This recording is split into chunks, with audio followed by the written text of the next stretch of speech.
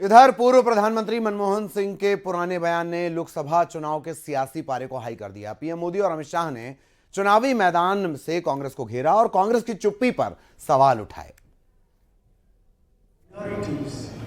Particularly the Muslim minorities, if they are poor, they have prior claims on the resources of the country. इंडी गठबंधन का भेदभावपूर्ण रवैया देश के सामने रखता हूं। इन्होंने यहां तक झूठ फैलाया कि अभी डॉक्टर मनमोहन जी ने ऐसा कहा ही नहीं था कि देश के संसाधनों पर पहला हक मुसलमानों का है। अरे राहुल बाबा, आपको तुष्टीकरण के लिए जो करना है वो कर दो। मैं बताता हूं, जब तक भारतीय जनता पार्टी है, हम पर्सनल लॉ को नहीं आने देंगे। ये देश यूसीसी से चलेगा।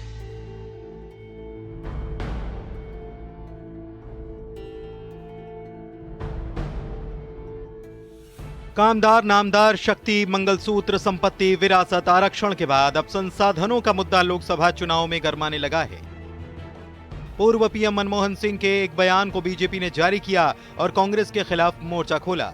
पीएम मोदी ने चुनावी सभा में पूर्व पीएम मनमोहन सिंह के बयान का जिक्र किया और कहा कि कांग्रेस का झूठ सामने आ गया है।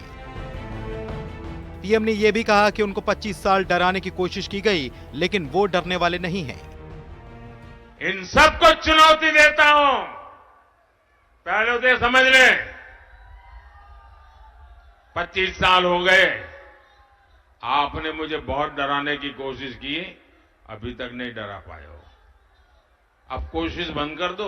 साथियों, आज डॉक्टर मनमोहन सिंह जी का एक और पुराना वीडियो सामने आया है, जिसमें फिर से वो वही कह रहे हैं कि देश के संसाधनों पर पहला हक मुसलमानों का है।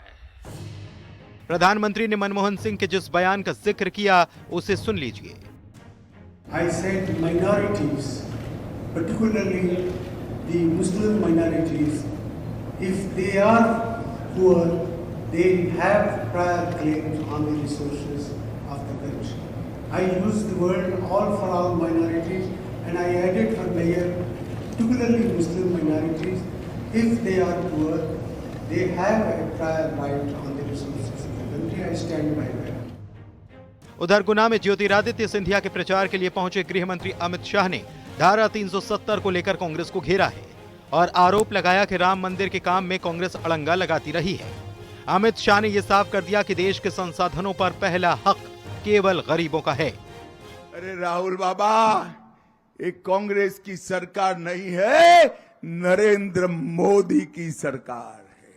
5 साल हो गए, खून की नदियां छोड़ो, कंकड़ चलाने की हिम्मत नहीं है, कंकड़ चलाने की। 70 साल तक एक कांग्रेस पार्टी राम मंदिर के मुद्दे को अटकाती रही, लटकाती रही, भटकाती रही। अरे राहुल बाबा, आपको तुष्टीकरण के लिए जो करना है वो कर दो। मैं बताता हूं, जब तक भारतीय जनता पार्टी है, हम पर्सनल लॉ को नहीं आने देंगे। ये देश यूसीसी से चलेगा। उधर केंद्रीय मंत्री अनुराग ठाकुर ने कांग्रेस पर तुष्टीकरण की राजनीति करने के साथ ही एक वर्ग विशेष के लिए सियासत करने के आरोप लगाए। कि ये तुष्टीकरण की राजनीति, ये देश के सामने इनकी पोल खुली है। आपकी संपत्ति भी, आपका कोटा भी, ये सब एक विशेष समुदाय को देना चाहते हैं, और वो भी केवल वोट बैंक की राजनीति के तुष्टीकरण के लिए। लोकसभा चुनाव में दूसरे चरण में बयानों की गर्माहट तेज हो चुकी है। बीजेपी ने इंडिया के साथ ही कांग्रेस को सीधे निशाने पर लिया है। सैम पित्रोदा के बाद मनमोहन सिंह के बयान ने कांग्रेस को बैकफुट पर धकेला है। बीजेपी आक्रामक है तो कांग्रेस सफाई देती दिख रही है।